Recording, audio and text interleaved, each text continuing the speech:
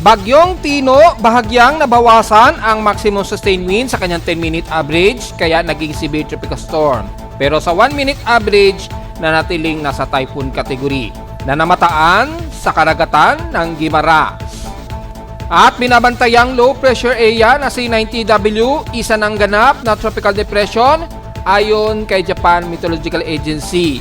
Posibleng tatahakin ito pahilagang kanluran at mga posibleng tatamaan ni 90W o Pre-1 sa local name, iisa-isahin natin. Kaya patinding bugso ng storm surges at malawakang pag-ulan, niraragasa na ngayon ang buong Cebu, Bohol hanggang Panay Island. High-risk areas na natiling nakataas hanggang sa Palawan. At nalalabi ng Southern Luzon, kabilang ng Metro Manila at Northern Luzon, patuloy na makakaranas ng mga malawakang pag-ulan din. Epekto ng front trough ng quadrant ni Bagyong Tino.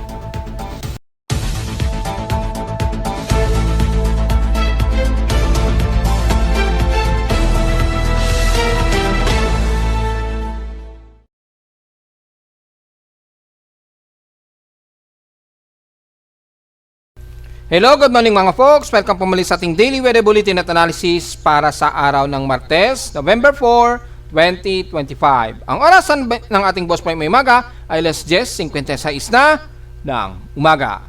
Gaya ng inaasahan, patuloy pa rin tayo magiging maulan sa maghapon, kabilang na ang ilang bahagi ng Northern Luzon, Central Luzon, kabilang na ang buong Metro Manila, Calabarzon at the rest ng Southern Luzon. Pababa na yan ng Northern Mindanao. Well, alam na po natin, malawak po ang dalang ulan nitong si Bagyong Tino na pansamantala munang nabawasan yung kanyang maximum sustained wind sa kanyang 10-minute average na bumalik sa category of severe tropical storm. Pero sa 1 minute na natiling pasok sa typhoon category. So maliwanag po yan ha.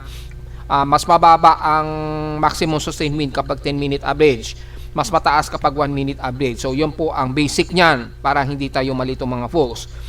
So, since ang huling report ni Pag-asa at GMA ay nakataas pa rin sa typhoon category, ay yun po ang susundin nyo muna mga folks. Dahil ito kasi sa akin ay real time, kaya kapag bumaba yan, wala po tayong magagawa, bumababa po yung maximum sustained wind. Pero babalik po yan, depende sa bago ng real time ng kanyang reading sa maximum sustained wind. So, sa ngayon, nasa severe tropical storm po, sa aking tropical cyclone sector, ang reading ni Tino. Pero yung 1 minute niya ay makikita naman as usual, typhoon category pa rin siya. So dahil umiiral po yung land resistance, dahil nandito na yun sa may bandang paano na siya, pailo-ilo na po kasi yung posisyon ni Tino. So mataas po yung land resistance, so alam na natin na babawasan po ng 15 to 20% yung maximum sustained wind niya. Temporary lang yun, dahil once na makatungtong na naman ang karagatan yan, ay babalik yan sa original na lakas niya kapag nanatiling sustained ang kanyang maximum sustained wind. Samantala sa ating lagay muna ng mga pag-ulan, lalo na sa buong bahagi nga po ng Metro Manila, at makikita natin sa Doppler radar ang malawakang pag-ulan na ito. Yan, kitang-kita naman po. So asahan natin ang mga although madalas light to moderate dito sa Metro Manila, pero mapapansin nyo po ay magdamaga naman ang buhos nito. Yan. So makikita naman sa Doppler radar ay mula sa may bandang eastern sections ng Luzon hanggang northern Luzon, magiging moderate at minsan biglang nag-heavy rain po dahil kayo po unang aabutin muna ng makapal na water vapor dyan. And then tumatawid dito bandang Metro Manila yung ilang kaulapan dito na nagbubunsod din ng mga light to moderate. Pero tuloy-tuloy po yan na pag-ulan. Kaya tuloy-tuloy din ang saturation ng ating ulan sa Metro Manila hanggang bandang Southern Luzon na nga po yan. So makikita po dito sa Doppler radar ay matitindi pa rin ang mga ulan. Very clustered po at mga moderate to heavy rain. Pabugso-bugso po ang buhos nito. Well, normally yan kapag yung outer band ng bagyo ay nagpapang-abot sa mga matataas na lugar na kung saan ang outer rain band ng bagyo ay nagpapang-abot. So dito ngayon ang very concentration ng Doppler radar, malamang naka-shutdown sa Cebu, so baka nawalan ng kuryente siguro yung Doppler radar station ni Pag-asa sa Cebu dahil niragasa sila ni Bagyong Tino mula pa kagabi. So pagtawid nga po nito sa may bandang Southern Leyte nga po ay tumawid dito ng bandang Cebu. banda rito sa pagitan ng Bogo, Cebu, malamang siguro temporary, nawalan siguro ng kuryente kaya hindi gumagana yung Doppler radar ni Pag-asa dyan. Dapat merong backup power si Pag-asa dyan para hindi uninterruptible dapat yung Doppler radars nila. So yun po yung mahina sa technology natin. Kailangan yung ating mga Doppler kayang makapag-withstand ng malalakas na bugso ng hangin dahil importante po, life-saving po kasi ang ating mga Doppler radar at nalalaman natin yung direksyon ng ulan, kung saan mas marami at kung saan mas kokonti. Lalo na't binaha tuloy dyan sa bahagi nga po ng Cebu. Mapakikitaan natin sa video yung grabing baha sa may bandang Cebu, papakita natin. Yan, courtesy po ito sa uploader ng kababayan natin sa Cebu. Hindi nga lang niya nabanggit kung saan lugar ito, pero malinaw ay dyan yan sa ilang bahagi ng Cebu. So grabe po sa lubog, sa baha. Isa yata to sa magandang village sa Cebu. Grabe, halos naglutangan po yung mga sasakyan, no? Ganyan po katindi ang naging baha. So hindi naging very effective yung flood control. Grabe. Kawawa naman yung mga kababayan natin. Makikita nyo ay halos talagang tinangay na ng baha ang mga sasakyan, no? Sa isang subdivision pa ata ito kasi mga magaganda yung mga kahanan, no? Parang sa isang village ito or subdivision, hindi natin alam din hindi binigay ng uploader yung detalye. Pero courtesy sa uploader ng video na ito, binibigyan natin siya ng credit para dito sa video.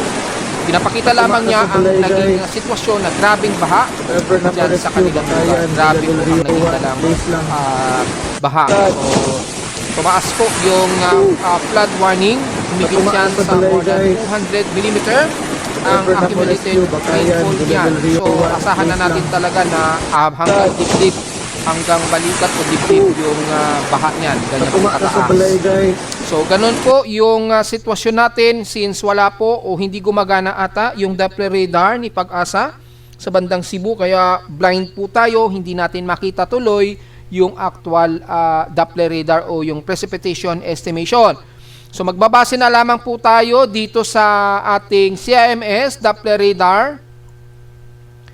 Ayan, courtesy of Real Earth para dito natin makita yung maaring magiging dami ng ulan. Yan, dito kasi is satellite. Kaya lang very limited to sa at least 60 kilometer.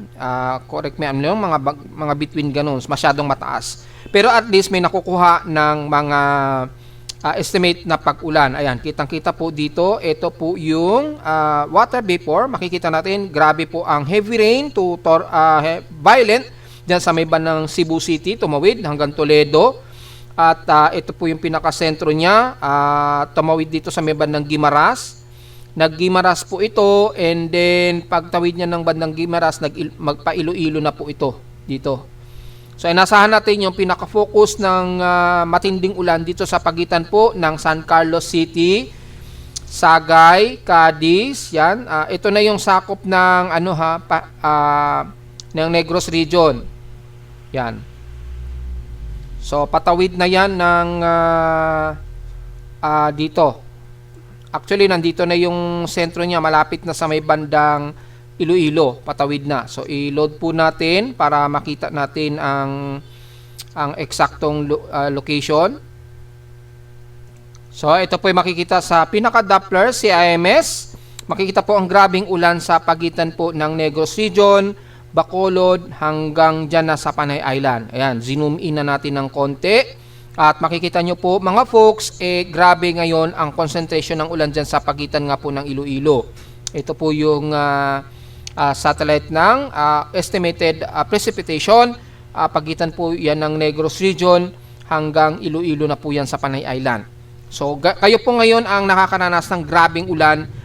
Almost torrential rainfall po ang umaabot. Kung titingnan natin o pagbabasehan na po natin yung color dito, umaabot ng 40 to 45 hanggang 50 mm ang rain velocity po. So pag inaccumulate po yan, umaabot ng halos mahigit sa 200 mm ang 12-hour to 24-hour period po niyan. So ganun po katindi ang buhos ng ulan dyan, kaya asahan talaga natin ang grabe ang baha. At pinakita na nga po natin sa video kanina. So mayroon tayong alternative kung sakaling hindi gumagana yung Doppler radar ni Pag-asa, ay pwede nating makita yan sa Real Earth o CIMMS, yung Satellite Doppler Radar, para makita natin yung dami ng ulan na ibinubuhos ngayong kasalukuyan dyan sa parte ng Iloilo, hanggang dyan sa may bandang pagitan ng Iloilo at Guimaras, hanggang sa buong Panay Island nga po. Kasi nandyan ngayon yung kasalukuyang sentro ni Bagyong Tino. So yun po yung pinaka-latest natin, at diretso agad na tayo sa lightning strikes naman. As of 11 o'clock, nasa mahigit 330 ang lightning strikes. So titingnan natin yung real time ng ating lightning detection system sa Caloocan. As of 11:06 AM po o 11:07 AM ay antayin natin mag-load yung 100 plus minutes So tingnan natin kung mag-load yung 100 plus minutes, pero makikita natin yung concentration nandito sa may bandang northeastern Luzon at eastern part ng Visayas. Ayan, nag-load na. So nasa inner tayo na 470 lightning strikes at outer naman ay 493 total lightning strikes. Highly concentrated ng pagkulog at pagkidlat dito po sa may bandang Aurora region hanggang sa silangan ng northeastern Luzon. Ingat po sa mga kababayan natin dyan, at asahan mataas ang alon po dyan, na kasabay po ang grabing mga pagkulog at pagkidlat. Yan, malakas po yung pagkulog at pagkidlat. Umaabot din sa may bandang Manila Bay, may pagkulog at pagkidlat din na umiiral. Ayan, merong 267, cloud to ground po yan. Ingat po tayo. At dito naman sa bahagi ng Eastern Visayas ay nakakaranas pa rin ng pagkulog at pagkidlat at malawak ang pag-ulan. Kabilang na ang ilang bahagi ng Leyte, Southern Leyte, Tacloban at baybay ng Eastern Samar. So wala naman na-detect dito kung saan ang sentro ngayon ni Tino sa may pagitan po ng Panay Island at Negros Region, pero asahan po ang grabing pag-ulan o malawak ang ulan po ang umiiral ngayon dyan. So i-activate natin yung NOAA AVN. Ayan po. Yan po ang concentration ng ulan dyan sa may bandang pagitan po ng Cebu, Negros Region at Panay Island. Kayo ngayon ang kasalukuyang niraragasa ni Bagyong Tino. Ingat po ang lahat, at hindi na natin talaga mapipigilan. Nagbigay na po tayo ng anunsyo na sana ay nagawa po natin na makapag-evacuate sa mga kababayan natin na talagang sasalantain talaga ng baha. Yan, hanggang sa makatawid po yan ng bandang Palawan. So hanggang mamayang hapon pa po yan, hanggang gabi, na hanggang sa siguro mga bukas estimated ay nasa baybay na ito ng bandang dito sa Panay Island. Approximate po yan. O kung hindi man mamayang hapon o gabi ay nasa baybay na yan, patawid na yan ng bandang Linapakan or El Nido sa Palawan. Mga buong gabi na po yan hanggang bukas na madaling araw siguro. So tingnan natin at mag-ingat na lamang po. Hopefully wala pong nagkaroon ng malaking pinsala or nasawi sa atin sa dinaanan po ni Bagyong Tino mula kahapon. So nasa 493 total lightning strikes po tayo in outer at 470 lightning strokes. Pinakamalapit sa amin sa Caloocan so far ay 67 km mula rito sa amin sa Caloocan Grace Park. So very active po yung lightning detection system natin. Ayan, napaka-active po ng lightning strikes. Tuloy-tuloy pa rin po yan mga folks. Medyo nawawala-wala lang sa coordination ng GPS. Yan. Pero napakataas kasi ng static ng lightning strikes dahil napaka-saturated po ng paligid. Ayan, tuloy-tuloy po yung mga active lightning strikes natin. So sa rainfall advisory pa rin, nakataas pa rin ang buong Northern Luzon. So kasama na ang buong Cagayan Valley, Abra, yan, Ilocos Sur, Benguet, Nueva Vizcaya, hanggang Quirino na po yan kasama na po yan. Hindi man binanggit dito ang bandang Aurora, well, asahan natin kasama po yan. Pababa na yan ng bandang Central Luzon. At the rest naman ay ang Ifugao, La Union hanggang Mountain Province. Ayun, nakasama pala. Isabela at Aurora ay nakataas. Sa 2 to 3 hour po ang effectivity niyan. Ingat na lamang po kung sakaling binabaha po kayo dyan. Pero hindi naman natin masyado ramdam ang sungit nitong si Tino. Masyadong malayo dito sa atin. Pero expected talaga ang halos maghapon na naman na tuloy-tuloy na magiging maulan sa atin kahit na magiging manaka-naka lamang na moderate na buhos ng ulan. Sa ating current conditions, well, as usual, light rain madalas sa amin to moderate, pinsan. Ang tuloy-tuloy na ulan sa amin sa Caloocan, overcast, gloomy, at yun po, overcast and gloomy po. Very saturated po ang paligid namin dito sa Caloocan. So, inasahan natin in 3 days hanggang Thursday, patuloy tayo makakaranas ng tuloy-tuloy na mga pag-ulan. Ayan o, nasa 8.4 mm na ngayon ang tuloy-tuloy namin, pero light rain kami na velocity of 5.40 mm lamang. Sa lowest temperature na itala na weather station, kininang 6:53 AM, kapag lowest kami na 23.9 degrees Celsius. Yan.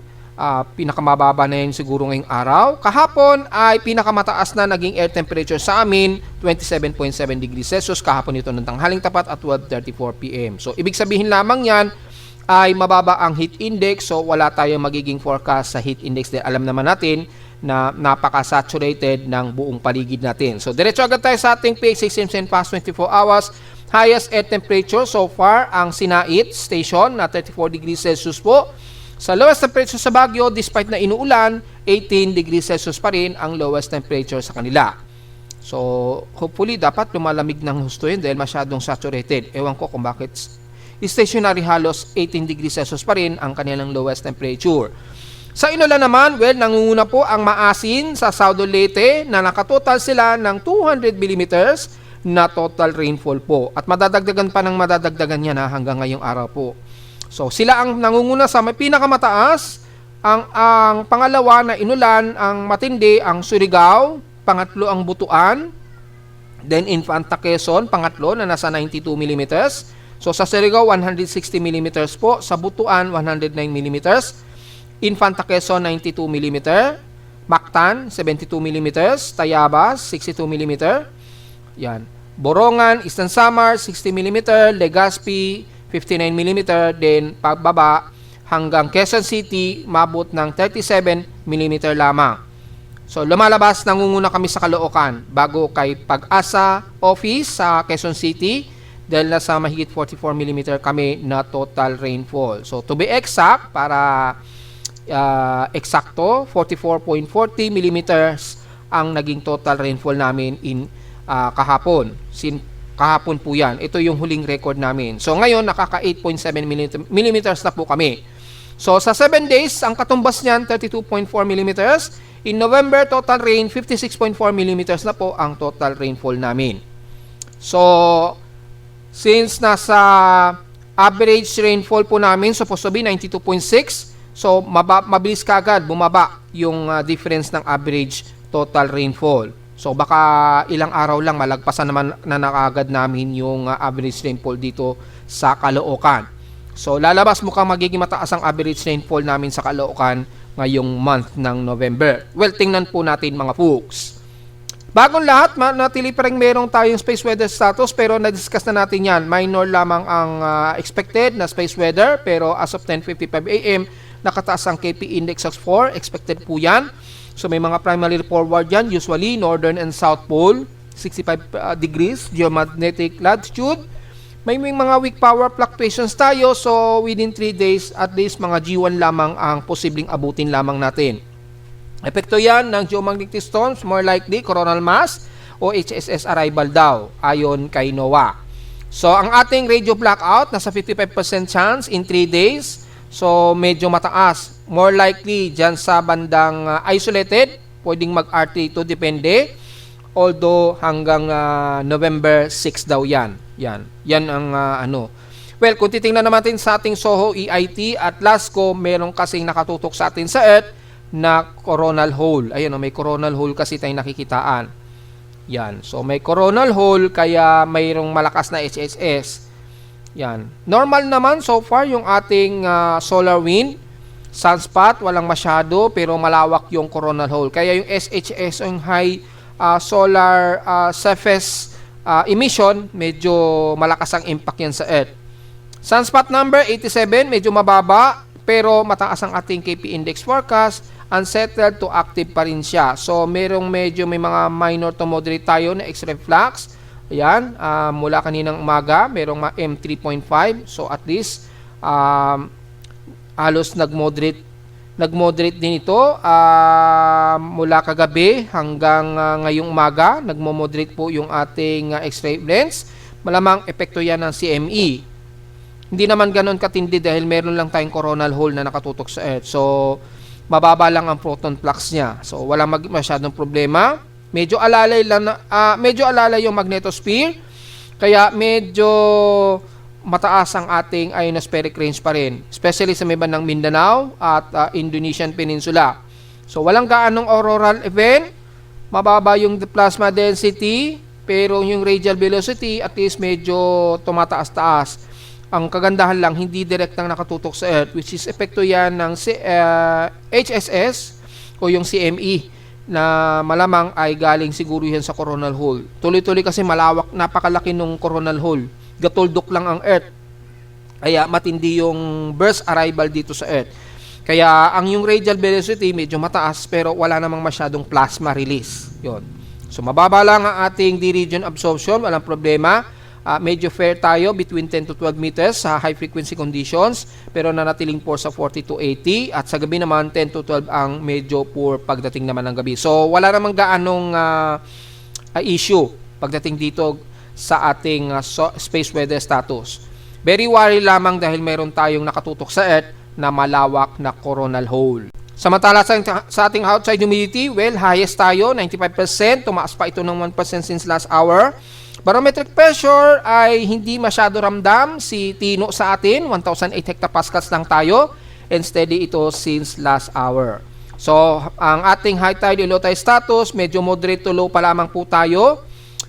Tingnan natin kung umabot ba sa mahigit 1 meter po yung sea level. Mukhang hindi naman. So, in 2 days ay hindi hanggang 0.6 ang pinakamataas. Yan. Hanggang bukas. Ngayong araw, 0.7 lang ang pinakamataas. So, hindi ganun kataas ang sea level. Pero maalon po maalon po sa buong bahagi po ng halos buong bansa natin. Mapakanluran man yan o mapasilangan. Dahil yung presensya nga po ni Tino. Nagpalakas yan ng matindi ng alon sa halos buong bansa. So, delikado pong pumalaot ngayon, ha? Kung kinakailangan ay dito sa may bandang silangan, kung kailangan talagang pumalaot, malalaking bangka po ang gamitin nila. Yung mga malalaki na kayang humandle ng hampas ng alon. Hindi ko may tawag sila doon eh. Yung may mga barko ngayon na mga mangingisda natin na kaya daw sumalo ng matitinding alon. Yan. So, malalaking bangka daw yun. Pero sa mga maliliit, hindi recommended na pumalaot ngayon dyan. Sa atin namang almanak, sumikat ang haring araw kaninang 5:52 AM at lulubog po ito mamayang 5:26 PM. Mamayang hapon naman, magmo-moonrise ulit ang ating buwan na may 97% illuminated. So baka bukas ay unang full moon ito ng November. Baka may supermoon ata tayo niyan, mga bukas siguro. So may waxing gibbous tayo na magmo-moonrise mamayang hapon 4:13 PM at bukas ng alas 5:08 naman ng umaga lulubog. So, ang air quality natin na natiling moderate, well, thermal inversion yan at dahil very gloomy tayo, so mahirap makapag-traverse ng air pollution natin dito sa city na kung saan maraming sasakyan. Magmas na lamang po sa mga sensitibong mga baga. 78 po ang ating moderate index ng air quality. Sa ating namang weather outlook o local weather outlook para ngayong Tuesday and Wednesday, well, as usual, maulan po ang ating buong maghapon ha at localized thunderstorm sa maghapon. Ganon din hanggang bukas pero at least dito nagpa-partly cloudy lang tayo at may mga pag-ulan pa rin lalo na sa hapon. Bunsod malamang yan ng surface trap siguro pag nasa bandang West Philippine Sea na itong si Bagyong Tino. So may mga hatak pa rin yan sa southwesterlies at northeasterlies trade wind. Magkakaroon ng mga surface trap pa rin kaya magkakaroon pa rin tayo bukas ng mga kalat-kalat na pag-ulan sa kanlurang bahagi ng bansa, especially Metro Manila at southwestern Luzon. Highest and lowest temperature expected maglalaro 28 to 32 degrees Celsius and lowest temperature expected 25 to 26 degrees Celsius. Samantala, bagamat 3 AM pa ito ni-report, sa ating local weather advisory ni Pag-asa na mataan ang sentro ng Matadaw ni Typhoon Tino, international name Ken Megi, estimated ay nasa coastal water daw ito ng Tudela, Cebu. Ito yung nagpabaha kaninang madaling araw siguro. Maximum sustained wind na 150 km per hour, malapit sa gitna at bugsong 205 kilometers per hour. Pero late na po yan, hindi na yan ngayon ang ganyan ang reading kay Tino. Dahil nga po ay medyo nabawasan po yung sustained wind niya dahil sa land resistance. So hanggang Thursday to Friday nga po, dito bago mag-weekend po, maghanda-handa naman ang mga taga Nodo Luzon dahil ay posible pong may lalapit na panibagong low pressure area at kung magiging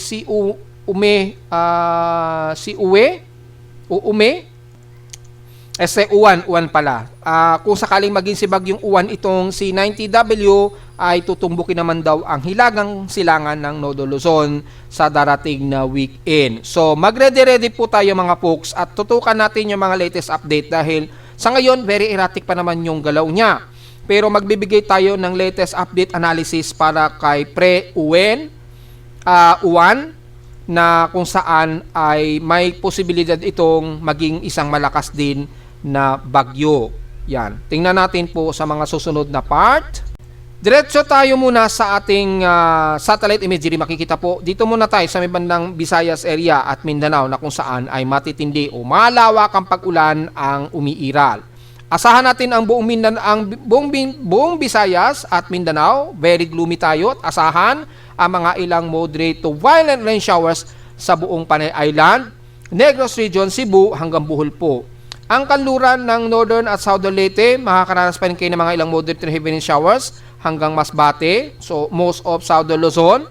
At Northern Mindanao naman at kanluran ng Mindanao, moderate to heavy rain din tayo, epekto po ng outer rain trough ni Tino at alam naman natin, nakataas pa rin sa tropical cyclone wind signal na signals yan. Double check natin ngayon sa official ni Pag-asa, yung tropical cyclone wind signal na nakataas sa kanila. Yan. Kay Pag-asa muna tayo, tropical cyclone wind signal nakataas, signal number 4 sa buong Capiz, Antique, Iloilo, Guimaras at northern part ng Negros Region. Tropical cyclone wind signal number 3 sa area ng Cebu, Daambantayan, Aklan, yan, Negros Occidental sa gitna. Yan, nakataas din at ilang areas ng Calamian Islands at diyan sa may parte ng El Nido. Yan. Kasama din ng Cuyo Islands na nakataas sa tropical cyclone wind signal number 4. Tropical cyclone wind signal number 2 naman ang ilang katimugan ng Oriental at Occidental Mindoro, Romblon, Masbate, ilang kanluran sa bandang Leyte, kasama na ang Biliran, ilang bahagi pa rin sa Palawan, Negros Oriental sa katimugan, yan, at Occidental, katimugang bahagi ng Cebu at hilagang parte ng Bohol, yan, at Masbate. And the rest, tropical cyclone wind signal number 1 naman ang lalalabi ng Puerto Princesa, Oriental Occidental Mindoro sa Hilaga, Marinduque, ilang parte ng Atimonan, Quezon, Albay, Burias Island, ilang bahagi ng west portion ng Samar, Leyte, southern part ng Bohol, southern part ng Negros Oriental hanggang Siquijor po. Yan, yung area na yung paligid na yan. Pero kung titingnan natin mamaya-maya sa ating tropical cyclone sector, ay isa-isahin natin yung mga approximate range ng aabutin ng tropical cyclone warning signal natin. Yan ay unofficial pero titingnan natin maya-mayang konti. Una muna sa maulan nga po dito sa parte nga po ng Cebu at matindi o malawak ang pag-ulan pa rin sa Panay Island at Negros Region. So nakataas talaga ang tropical cyclone wind signal number 4 dyan sa area na yan. According yan sa data feed ni Pag-asa. So mula sa buong bahagi ng Panay Island ay uulanin pa rin ang parte ng Calabarzon, kabilang na ang Metro Manila, Central Luzon, at eastern sections ng Quezon Province, pataas na yan ng Aurora Region, Isabela, or most of Cagayan Valley hanggang dyan sa dulong-dulo na po ng Cagayan Valley. Yan. Moderate to some heavy rains po tayo, pero typically light to moderate, pero halos maghapon na tuloy-tuloy ang ulan ang aasahan natin. Kabilang na ang buong Southern Luzon, kasama na ang Bicol Region, eastern portion sa Visayas, Northern Mindanao o halos entirely ng west portion sa Mindanao. Bagamat makakaranas pa rin ang pag-ulan dito sa bahagi ng Davao City, ilang bahagi ng Davao del Norte, Bukidnon, at Caraga area sa may bandang Mindanao, asahan pa rin ang mga ilang light to moderate showers po dahil pa rin sa outer rain band ni Tino. So halos buong bansa ay makakaranas pa rin ng mga maulang maghapon at ang bandang Ilocos Norte sa dulo ang medyo gloomy lamang ang panahon. Medyo gloomy, at least magkakaroon man din kayo ng mga ilang mahihina at katamtamang pag-ulan pa rin ang iira. So halos entire ng bansa magiging kalat-kalat ang mga pag-ulan. Lalo na kung saan ay nakatutok yung front quadrant ni Bagyong Tino ha. Take note po lagi sa ating quadrant. Yan, sa pinaka front quadrant ng bagyo, nandito ngayon yung central eye niya. Ang pinakamataas ngayon na quadrant ay since ang direction niya pa ganyan. So pinakamataas ngayon ang area na ito. Ito yung pinakamataas. Yan, yung upper right area.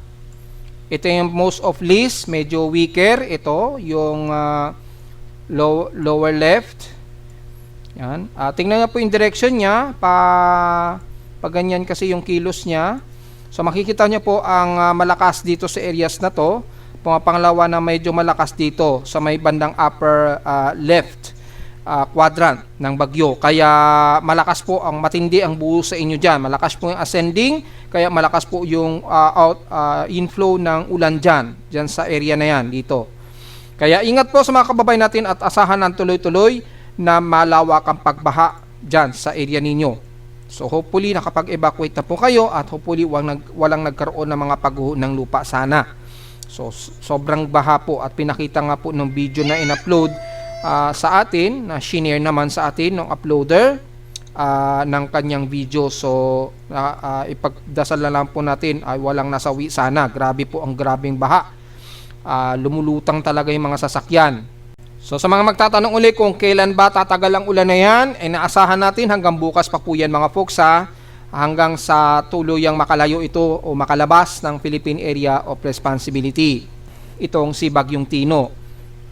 At mula sa ating computer-generated tropical cyclone sector ay as of 11:15 AM na nga po ang central air pressure na ni Typhoon Tino sa kanyang 1-minute average, pero severe tropical storm sa kanyang 10-minute average muna sa aking tropical cyclone sector ay nasa 987 hectopascals po ang center air pressure nito.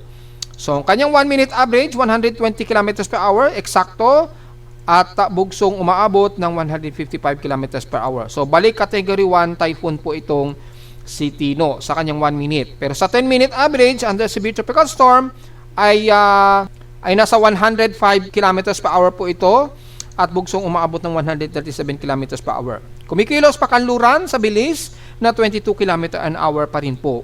At may bago nga po tayong binabantayan na C90W. Bagong invest low pressure area na naman ito. Ito considering tropical depression na po dahil itinaas na po ito ni Japan Meteorological Agency kaninang madaling araw pa. Yan. So yung kanyang maximum sustained wind yan, kung susundin natin sa computation ni Pag-asa, 44 km per hour na po yan at 55 km per hour na kung kukompute natin gamit ang kay Pag-asa. Pero dito sa aking tropical cyclone sector, nasa 37 km per hour pa lamang at bugsong umaabot ng 48 km per hour. So considering tropical depression niya. Bakit? Dahil nasa high probability na po ito na maging isang ganap na bagyo na. High chance na siya. Ayun o, naka-red. So high chance na raw po siya na magiging isang ganap daw na bagyo. So balik muna tayo kay Tino. Ang lokasyon ni Tino as of 11:15 AM ay nasa kalupaan na ito ng Guimaras Island. Ayan o. So mapapansin nyo po ay mula dito sa may bandang Negros region, tumawid. Nagkaroon lamang ito ng erratic dahil kapag nasa lupa talaga ang bagyo, yung satellite mahirap ma-pinpoint o nahihirapan siyang i-pinpoint yung eksaktong lokasyon niya. Kaya makikita nyo bigla itong bumababa na ganun. Babalik siya sa pinaka-ordinate ng forecast track. So nasa Guimaras Island po ngayon, kasalukuyan at patawid na ito ng bandang Iloilo. So kung susundin natin ang tropical cyclone track combination mula rito sa may bandang Guimaras, yan ay tatawid po ito ng either ng Iloilo. Dahil kung susundin natin ang track ng Joint Typhoon Weather Center at ng DeepMind AI, ay inaasahang tatawirin nito ang Iloilo na. Yan, dito yan. Maaring tumawid yan dito sa may bandang Leganes o bandang Dumangas sa Iloilo. So, Panay Island na po ito. And then, kung magtutuloy-tuloy itong tatawid, exit ka agad ito, approximate ahead of time, siguro mga mamayang hapon na po. Mamayang hapon or mamayang gabi, approximate ahead of time yan, ay nasa karagatan na ito ng Patnongon patnongon sa Panay Island po or sakop ng Antique. Yan, mamayang hapon o gabi po yan.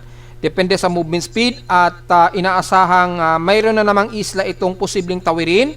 Maraming posibleng tawirin ito. Ang bandang Kuyo, pwedeng magkuyo ito. O isla ng Agutaya. O pwede namang dito sa Diit, isla ng Diit. So marami siyang mga isla na pwedeng tawirin dito. Yan. So Kuyo Islands po yan. So tatawirin o maaring tumawid dito sa mga isla ng Kuyo Islands.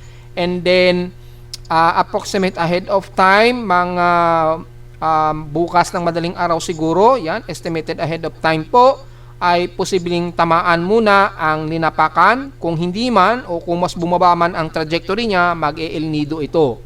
Yan po yung magiging trajectory po ni Tino ha, sa loob ng 24 oras po yan. Yan o, within 24-hour period po. Then, inaasahan na po natin mga umaga na ng bukas. Kinabukasan po yan ng Miyerkules ng umaga o bago siguro magtanghali ay nasa karagatan na po ito ng West Philippine Sea ng Palawan. Yan, sa El Nido. Karagatan na ng El Nido sa West Philippine Sea. So, kailan ito posibleng umexit ng PAR?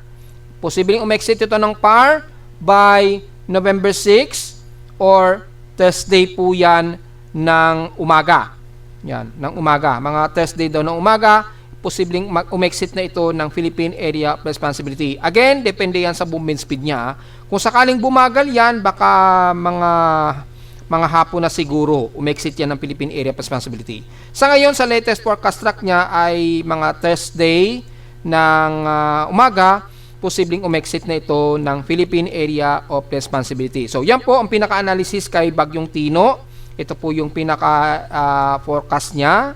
Mukhang walang data feed si Pag-asa. So, wala tayong idea. Mukhang walang data feed si Pag-asa. So, punta tayo kay Japan Meteorological Agency. Medyo mataas yung trajectory niya. Kung double check natin sa forecast error para for sure, ay ito yung lumalabas na naging trajectory niya. Kung susundin natin ang forecast error, yan. Nag-South Leyte ito and then nag-Cebu. Yan, nag-Negros region and then mag-Guimaras, then mag-Iloilo. Yan, ito yung pinaka-forecast error niya. Probably ganyan ang trajectory niyan. Yan. Sa official ni Japan Meteorological Agency, malamang yan yung forecast track niya. So, kung i-zoom in pa natin para mas detalye, so naglandfall ito sa either ng Silago. Yan, nagsilago siya. Una, tumama muna ito ng Homonhon or kung hindi man naghomonhon, base rito ay lumusot ito dito. So sitago agad siya. Yan, according dito kay Japan Meteorological Agency. And then tumawid dito sa may bandang isla na ito. Anong tawag dito sa isla na ito? San Francisco Island. Yan. Then San Francisco Island, bigla itong nagdanaw sa Cebu. Then tawid ito ng bandang San Carlos, Negros sa Oriental, and then umexit ito ng bandang Bacolod. Yan, so inaasahan tumatawid na ngayon ito. Nandito na ngayon sa may bandang Guimaras Island, San Lorenzo, and then mag-iilo-ilo daw ito.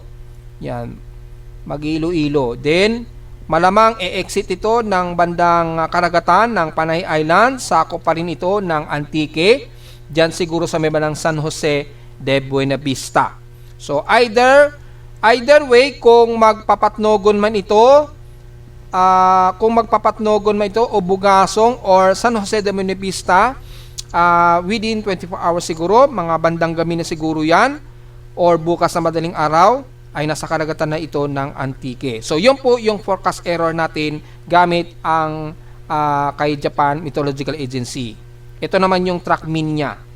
So either dito sa may bandang Barbasa ito umexit, mga bukas siguro na madaling araw or mamayang gabi, depende sa movement speed ni Tino. So yun po yung pinaka-detail niya ayon sa Japan Meteorological Agency. Kung kay Joint Typhoon Weather Center naman, ay ito yung magiging forecast track. Kasalukuyan ito nasa may bandang Guimaras na nga po. Then mag-iilo-ilo raw ito. Then pupunta exit ito ng baybay ng Antique sa San Jose de Buena Vista. So mukhang pareho sila ni Japan Meteorological Agency ng forecast track. na siguro mga mamayang gabi ay i-exit ito ng karagatan ng Antique po. So, yun po. Then, tatawid na nga ito sa may bandang Cuyo Islands. Yan. Cuyo Islands, mga bukas na yan ng gabi. Kinabukasan na raw ito ng hapon o gabi. Yan. So, baka siguro hanggang bukas daw ng umaga. Siguro baka siguro bukas ng umaga ito nasa may bandang karagatan na Antique. So medyo erratic yung area na ito dahil magdedepende yan sa positioning ng satellite point.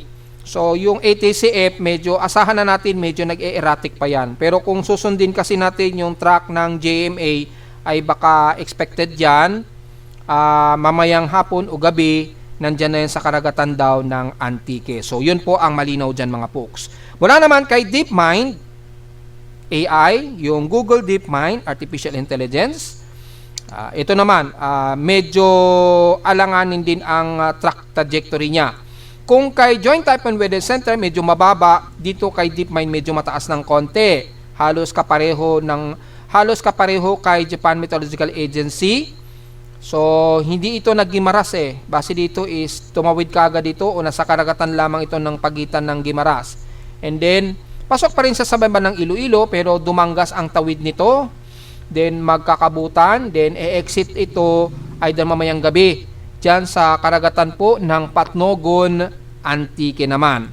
So medyo malayo yung mga forecast track nila. So double check natin sa kanilang combination. Ayan po yung kanilang pagkakaiba.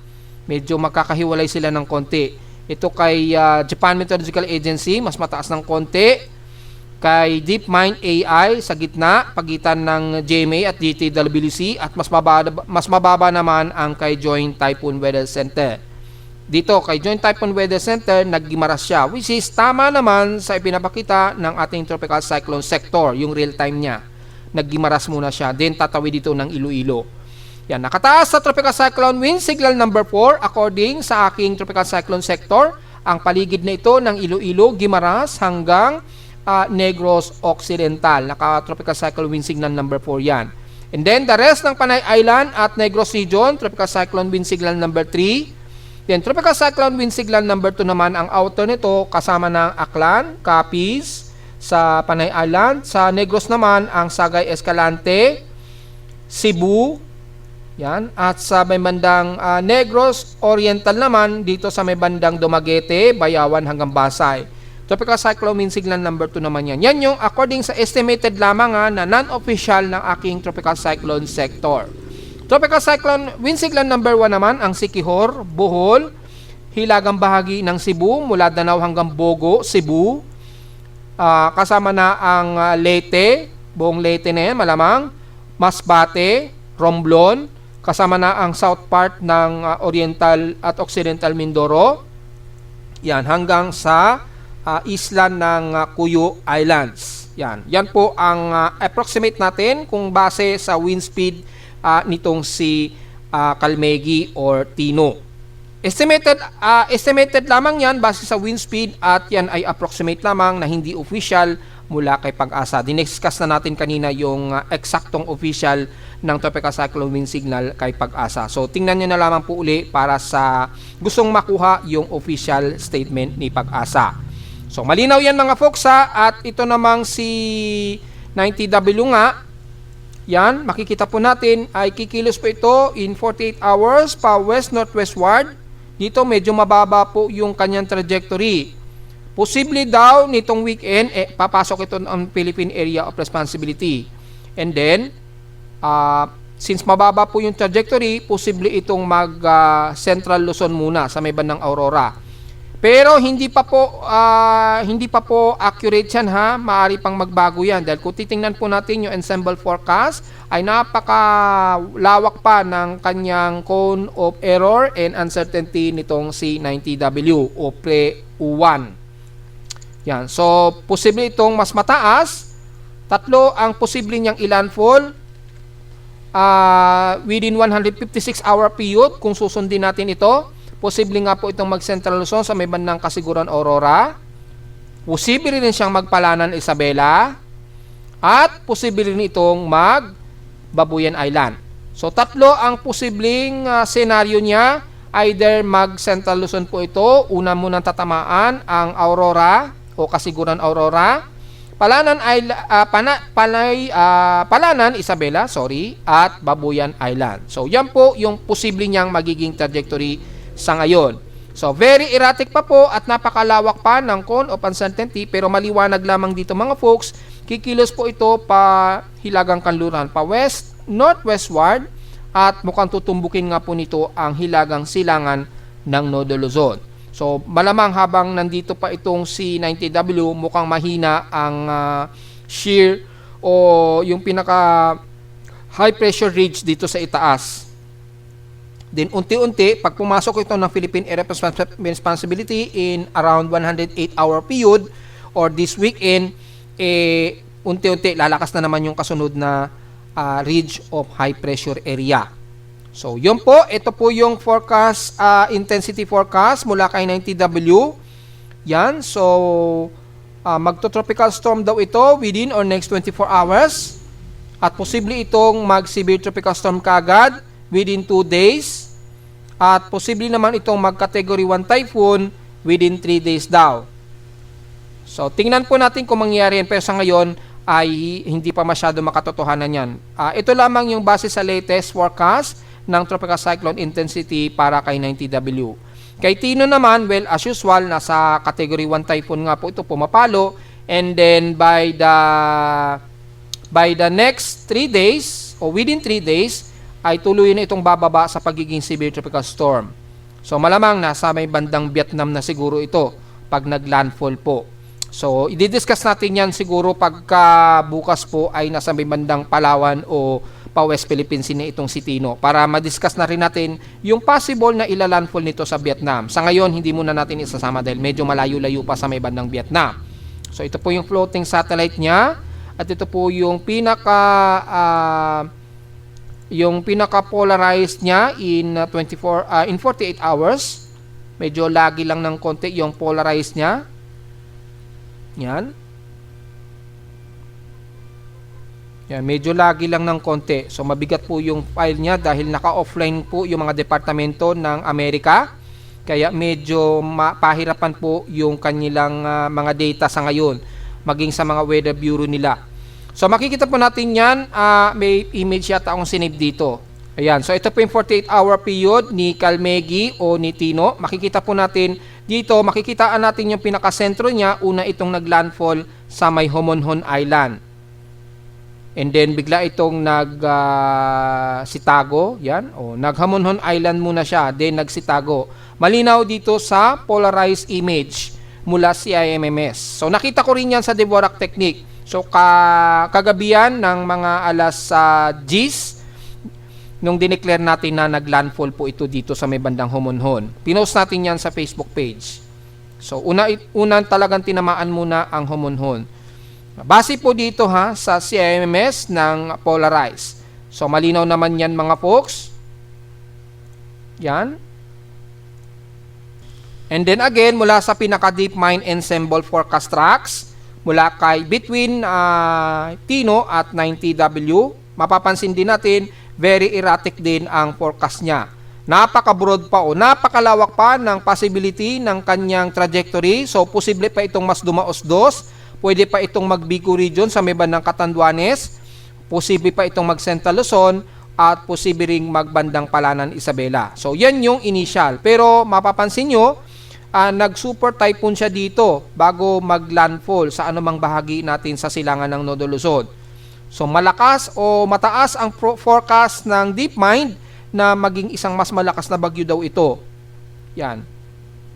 So, dito bago pa daw pumasok ng Philippine Area of Responsibility, ay typhoon category na kaagad siya. Puro 1-minute average po ito So, ibig sabihin, kung 10-minute average ang babasehan natin bago ito pumasok ng Philippine Area of Responsibility, ay nasa severe tropical storm po ito.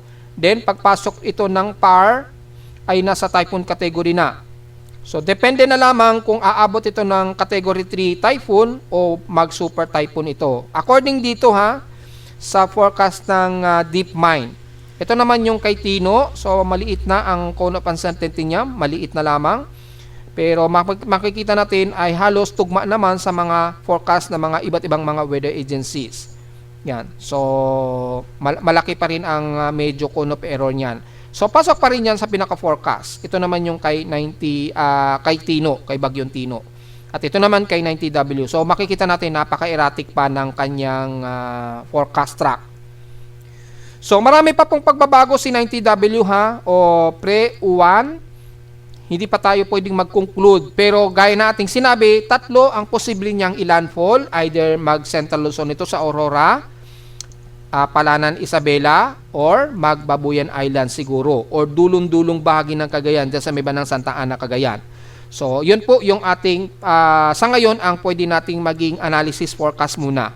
Pero hindi pa po yan final mga folks ha. So, mag-ready-ready po tayo sa Luzon dahil Luzon naman ang susunod na babalandrahin ng susunod na bagyo just in case po. Ngayon silipin naman natin ang ating Tropical Cyclone Assessment Monitoring mula dito sa mga simulation forecast ng iba't ibang mga weather agencies. Una kay GFS po. Ito po yung si Tino. So lalabas ito ng West Philippine Sea. Nabanggit na natin kanina. At ito namang si 90W ay medyo mababa ang trajectory niya. Ayan o. Posibleng tumama ito ng bandang Palanan, Isabela or bandang dulo ng Santa Ana, Cagayan. According yan kay GFS ito yung latest forecast niya. At mukhang isang malakas din na bagyo ang indikasyon niya. Yan, oh. So, posible itong mag-severe tropical storm to typhoon category po hanggang category 3 typhoon. Yan pa lamang yung sa ngayon ang nakikita ko dito sa forecast ni GFS. Kay ECMW naman, well dito, hindi masyado aggressive yung forecast. Tropical storm to mga tropical storm pa lamang nakikitaan natin dito kay ECMWF. Pero kumikilos din ito pahilagang kanluran. Dito wala pa siyang sinasabi kung saan ang posibleng tutumbukin ni 90W o pre-U1 pagpasok ng Philippine Area of Responsibility hanggang this weekend, mga Sabado o Linggo, wala pang pinapakita. Kay NAVGEM naman, aggressive din ang forecast. Makapansin natin, ito naging super typhoon naman ito. Kay NAVGEM po ito, base lamang ito sa forecast ni NAVGEM. Bago ito tumama ng bandang Babuyan Island, naka-super typhoon category yung kanyang atmospheric pressure. Nag 932. So, dito super typhoon siya. Typhoon to super typhoon. Pero sa Babuyan Island ang tumbok niya. So, mapapansin po natin, hindi pa po sila pare-pareho. Ibig sabihin yan mga folks, hindi pa po finality yung lumalabas na ito ng mga forecast na aabot ba ito ng super typhoon, magiging category 3 typhoon o super typhoon. Hindi pa natin pwedeng i-finalize yan. Sa ngayon, yan yung mga maliliit na posibilidad na aabutin nitong C90W. Just in case po na lumakas siya ha. Dahil dito, mapapansin nyo po, bago ito pumasok o maglandfall dito sa may bandang silangan ng Nodo Luzon, bigla itong nagkaroon ng rapid intensification or bago pumasok ng ating PAR, nagkaroon siya ng rapid intensification. So dito, alanganin talaga pa kung hanggang saan ang ilalakas niya. Pero sa nagtatanong, posible bang umabot ito ng super typhoon? Yes, may maliit na posibilidad na umabot sa super typhoon. Pero hindi yan, hindi pa natin niruled out yan ha.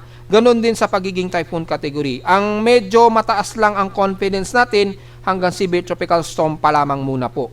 Hanggang severe tropical storm pa lamang po muna ang maaari nating itaas ang confidence na aabutin niya. Dahil ganon din naman ang pinapakita ni ECMWF. Kasi yung atmospheric pressure niya bumababa ng 1001 hectopascal. So, tropical storm to severe tropical storm. So, yan lamang po muna ang maaari nating masabi sa ngayon.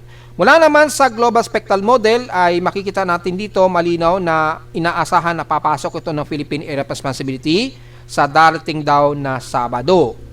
Kung mabagal ang magiging pagkilos niya this week, posibleng by November 7 o Friday ng gabi siguro o bago maghating gabi. So, pagitan po ng November 7 ng gabi o bago maghating gabi or bandang alas 8 ng bandang hapon po ng November 8, posible itong makapasok na ng Philippine Area of Responsibility according dito. Yan. So, kung 1800 ito, umaga naman ito sa atin sa Pilipinas. So, 8 o'clock ng umaga sa Pilipinas. Mga around 8 o'clock or basta umaga po. ay inaasahan na natin papasok ito ng Philippine Area of Responsibility. So, ganun din ang pinapakita sa mean sea level pressure dito. Umaabot din siya sa severe tropical storm. So, sa ngayon, yung confidence na mataas hanggang severe tropical storm muna ang pwede nating masabi na medyo mataas ang posibilidad na magiging ilalakas niya. Pero yung between typhoon category 3 hanggang super typhoon, sa ngayon, maliit pa lamang ang tsansa or may maliit na posibilidad pa. So, hindi natin ni-ruled out pa rin na magiging typhoon to super typhoon category ha sa ngayon. Dahil magbabago pa yan. Sa ngayon, ito base dito kay Japan Meteorological Agency, to tropical storm to severe tropical storm ang maaari niyang abutin bago pumasok ng Philippine Area of Responsibility sa darating nga po ng Biyernes ng gabi o bago maghating gabi or Sabado po ng umaga. Yan ha, malinaw yan mga folks. So yan yung pinapakitaan natin at yung tropical cyclone strike probability na ni-report natin. Ayan, mataas na po. So malinaw na positive na po yung pagiging tropical cyclone niya. And then pahilagang kanluran po ang kilos niya. Medyo, yun nga po, very erratic pa talaga kung alin dyan sa Northeastern Luzon ang tatamaan niya. Pero sa mga kababayan natin dyan sa Northeastern Luzon, mag-ready-ready pa rin po kayo. Ano man ang magiging forecast niya sa mga susunod na araw, paghandaan pa rin po natin mga folks para maliwanag yan. So yan po yung pinaka-latest natin analysis at yung kanyang 24-hour period forecast ng West Pacific Basin experimental ng tropical cyclone formation probability ay mataas na, 35% at dito naman by the next 24 hours, 40 to 45% na. So mataas na talaga. Isa na talaga, mataas ang chances niya talaga na magiging isang ganap na bagyo na talaga ito. Dahil kay Japan Meteorological Agency ay ganap na raw ito na bagyo. Mataas na rin yung kanyang vorticity. Strong na po siya. So ganap na bagyo na nga talaga siya. Horizontal, very favorable. So cyclonic, mataas na rin. So yun na nga, very positive na isa na itong aktibong bagyo na. Kaya itinaas na ni Japan Meteorological Agency as tropical depression. So within the next 24 hours ay maaring itaas na agad ni JMA yan na bilang tropical storm. So within or next 24 hours po yan ha mga folks para malinaw tayo. So sa magiging forecast o magiging bagyo natin for the month of November, well, meron pa rin tayong 3 hanggang 4 na bagyo ang posibleng mabuo sa loob o sa labas ng Philippine Area of Responsibility. Usually, 3 rito ay papasok o mabubuo sa loob ng Philippine Area of Responsibility. Yan, makikita po dito yung puting linya na ito. Usually, ito na po yung nagaganap ngayon. Kagaya na lamang ni Tino at ni Pre-1. Yan. So, malamang ito yung mangyayari ngayon. So, isa sa dalawa ang posibleng magiging mas malapit sa Northern Luzon. Malamang yan yung si 90W nga po with 55% chance po na maglalandfall ito. So, ito po yung fino-forecast natin kanina. Nangyayari na nga po. Then, dalawa rito, posible ulit, dalawang malakas na tropical cyclone ito. At dalawa yung magiging senaryo niya. Kung sakaling dalawa ang makapasok o mabuo ng PAR, kung sakaling mag-success ito na maging malakas na bagyo uli, posible itong mag-Bicol region or posibleng mag-Eastern Visayas po. Yan. Ngayon, kung sakali ang isa sa dalawang ito ay nag-fail, nakapasok ng Philippine Area of Responsibility, nagkaroon ng Coriolis, nakapasok ng PAR, at minsan sa presence ng easterly trade wind ay minsan hindi ito nagsasucess, nagiging trough na lamang. Or, kung sakaling pumasok ito, bigla itong magre-recurve. Magkakaroon kasi ng malakas na amihan dito, bago mag-mid ng November, biglang magkakaroon tayo ng malakas na amihan, ay posibleng magkaroon ng recurve scenario, ang isa sa dalawang malakas na bagyo ito, at lalabas din kagad ng Philippine Area of Responsibility. Ito yung kulay yellow na arrow na ginawa natin. Yan. Isa sa dalawa yan. Papasok ito, malamang tropical storm siya or typhoon category, yun nga lang, bigla itong magre-recurve. Sasama ito sa pinaka-jet stream. Dahil lalakas po yung high pressure area dito, dulot ng amihan. So, yun po yung senaryo. At ikalawang senaryo naman, kung nakayanan niya yung northeast monsoon dito, ay pwede itong magtuloy-tuloy at posible nga po ito either mag-Bicol region or mag-Eastern Visayas. Yan.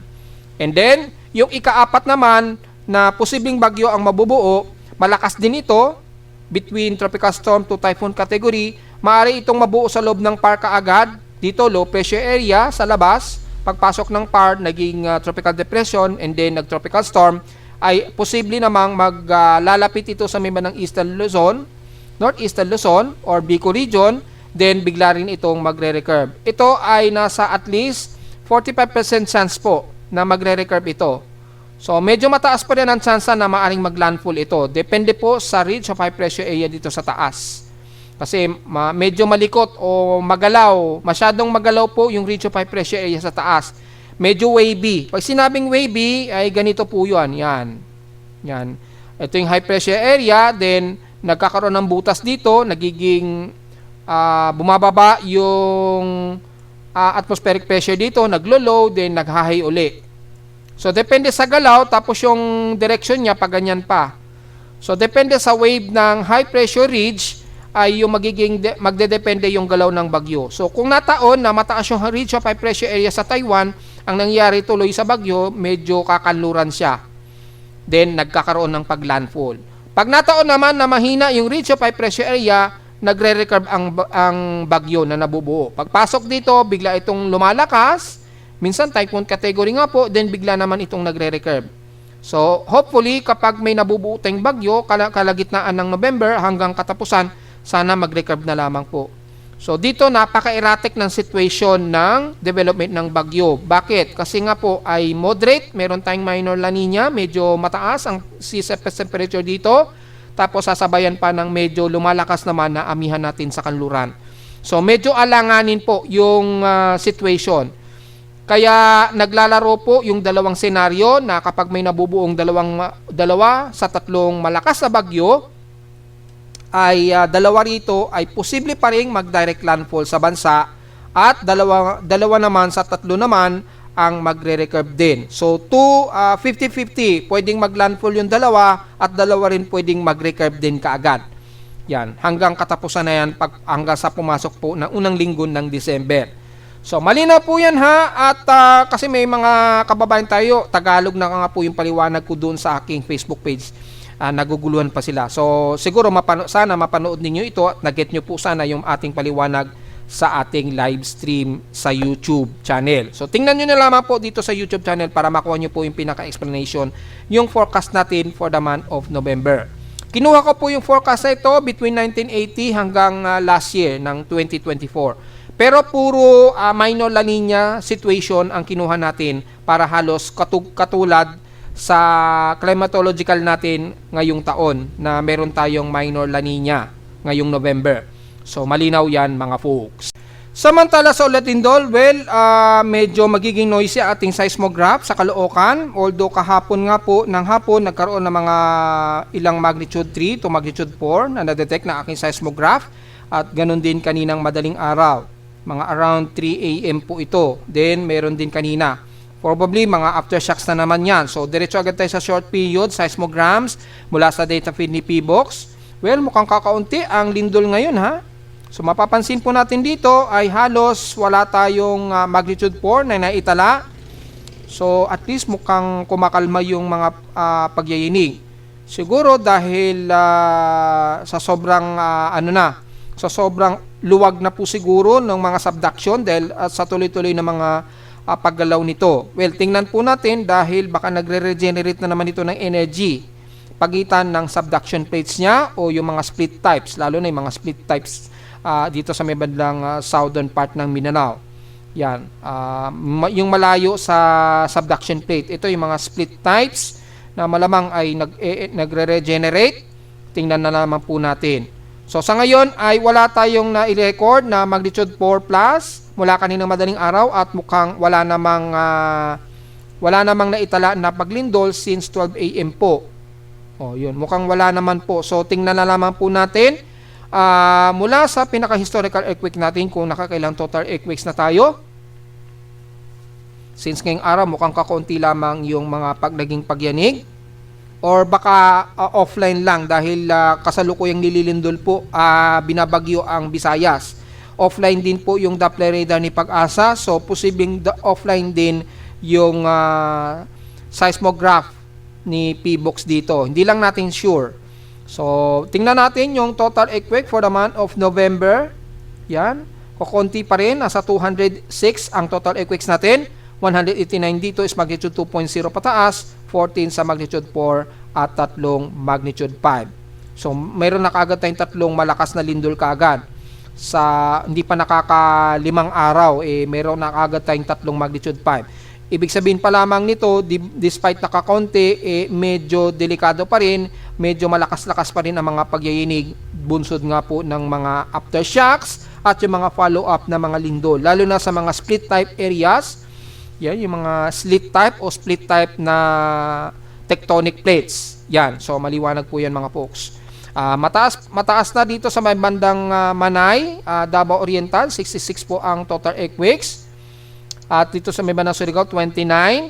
At mas marami pa rin sa may bandang Bogo, Cebu na 58 ang mga paglindol dyan. So, tuloy-tuloy pa rin ang aftershocks sa may bandang Bogo, Cebu, kaya mag-iingat pa rin po tayo. Hopefully, walang nagkaroon ng pagguho ng lupa dahil dinaanan po kayo ni Bagyong Tino mula kahapon. Sa atin namang annual earthquake frequency ay nasa total of 18,974 na po tayo. So, tuloy-tuloy ang dadagdagan pa rin yung dami ng lindol ngayong taon. So, since kakonti pa lamang, hindi pa tayo masyado makakapag-detail masyado sa total earthquake ngayong November. Pero alisto pa rin tayo dahil nagkaroon na kagad tayo ng 3 magnitude 5 kaagad. Hindi pa nakakaisang linggo ang ating data mula sa data feed mismo ni FIBO. At narito naman ating 3-day weather forecast para sa araw ng Martes, November 4, 2025.